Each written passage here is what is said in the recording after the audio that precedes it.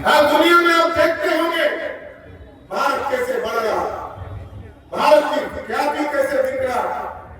ठीक का असर आज देश में मोदी जी की सरकार में याद कीजिए साथियों, गरीब कल्याण के काम मोदी जी ने तय किया 2014 में कि 2018 के पहले देश के एक गांव तक बिजली पहुंचाने का काम करेंगे।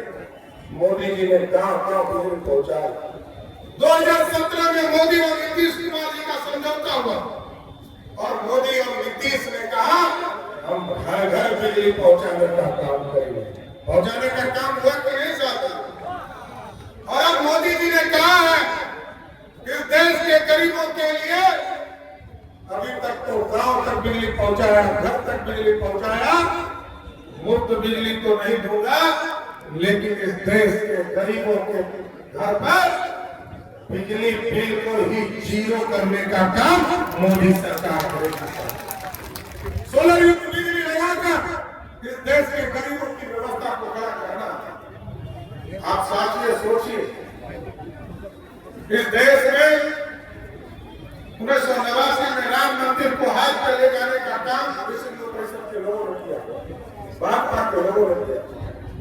1996 में कॉमन मिनिमम प्रोग्राम बना, समता पार्टी और भाजपा का समझौता हुआ साथियों। तब लोअर कोर्ट लड़े, हाई कोर्ट लड़े, सुप्रीम कोर्ट लड़े, जब देश में पक्का मकान गरीबों को देने का काम मोदी सरकार कर रही थी।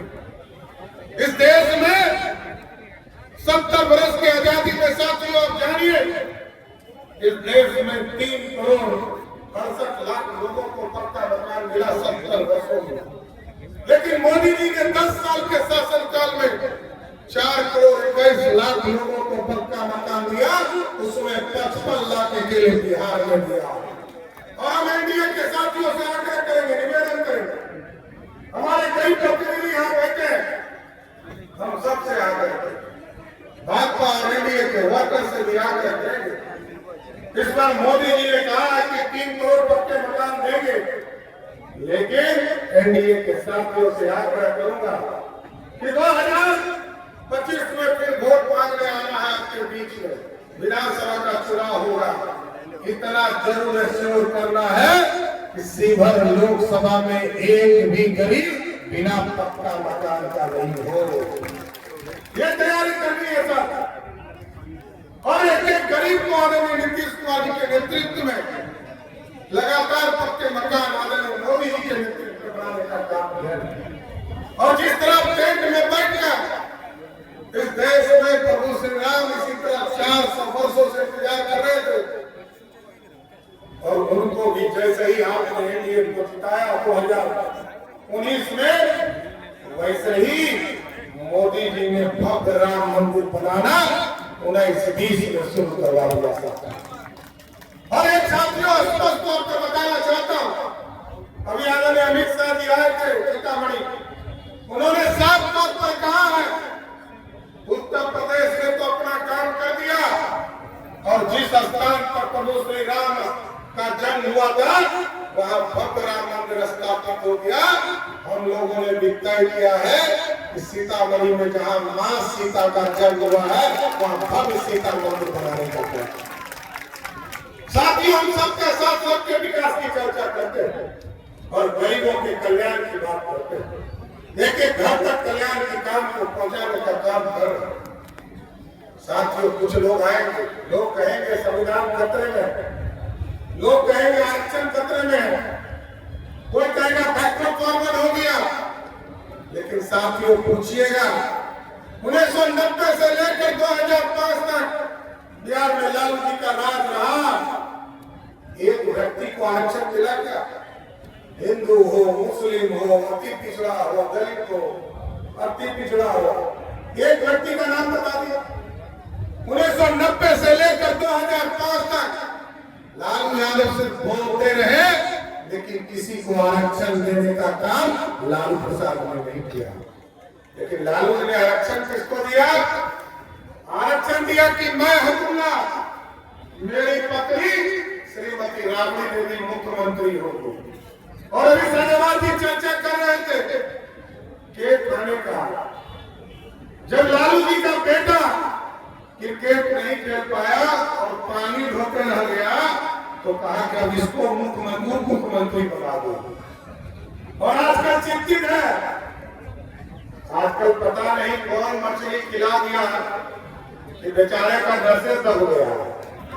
देख रहे हैं ना, बेचारे को अभी तो उम्र भी 32-33 वर्ष होता होगा और वो व्हील चेयर पर घूम रहा है। बताइए, हम लोग का छोटा भाई, हम लोग को कामना करेंगे कि स्वस्थ रहे, लेकिन कौन मछली खिला दिया कि जाकर उसका नशे दब दिया।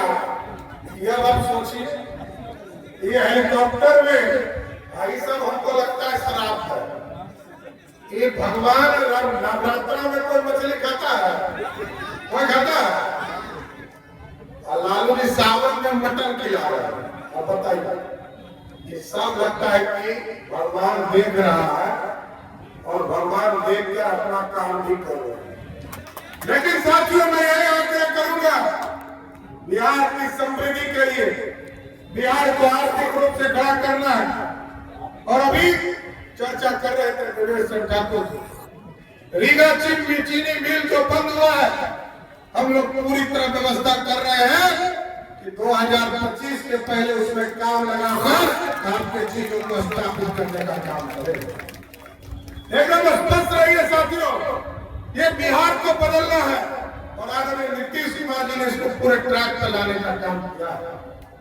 और एकदम 2 चीजों की गारंटी देकर अपनी बात को विराम दूंगा, क्योंकि हमको 2 सभा सीधे इधर से जाकर पटना की तरफ देगा।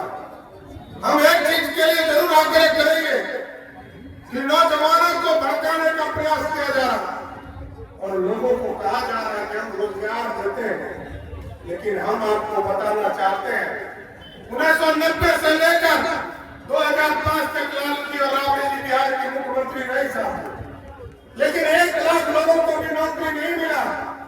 लेकिन आदरणीय नीतीश कुमार जी और सुशील मोदी के नेतृत्व में जब 2005 से लेकर 2020 का सरकार चली तो 7.5 लाख लोगों को नौकरी मिला। और एकदम आश्वस्त करके जा रहा हूं नीतीश कुमार जी की तरफ से, मैं उनका उप मुख्यमंत्री हूँ, एकदम स्पष्ट रहिए, 2025 के चुनाव में आऊंगा तो 10 लाख का जो घोषणा नीतीश कुमार जी ने किया है उस वादा को पूरा करके आऊंगा। 10 लाख सरकारी नौकरी पूरा करके आऊंगा। और ये जो कुछ माफिया लोग घूम रहे हैं आजकल, कोई शराब माफिया, दारू माफिया, दारू माफिया, और कुछ लोग गरीबों को तंग करता है, सिर्फ जमीन माफिया, इन लोगों को भी हम लोगों ने चिन्हित करने का काम शुरू कर दिया। एकदम या तो उसको शिवहर के जेल में बंद करूंगा, नहीं तो नेपाल भागने के लिए उसको मजबूर करूंगा। एकदम स्पष्ट रही है। इसलिए हम लोग आप लोगों से यही आग्रह करेंगे, निवेदन करेंगे, ये देश का चुनाव है साथियों।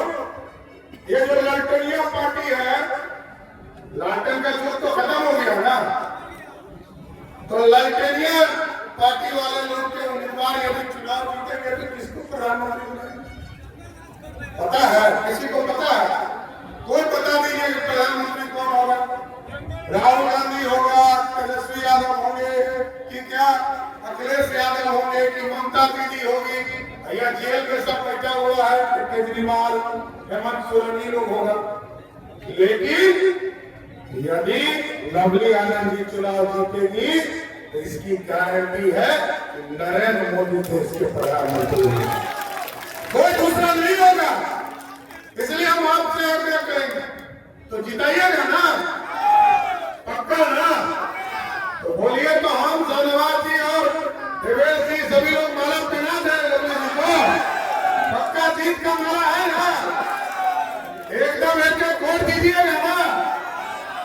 तो बोलिए एक बार दोनों हाथ उठा के, भारत माता की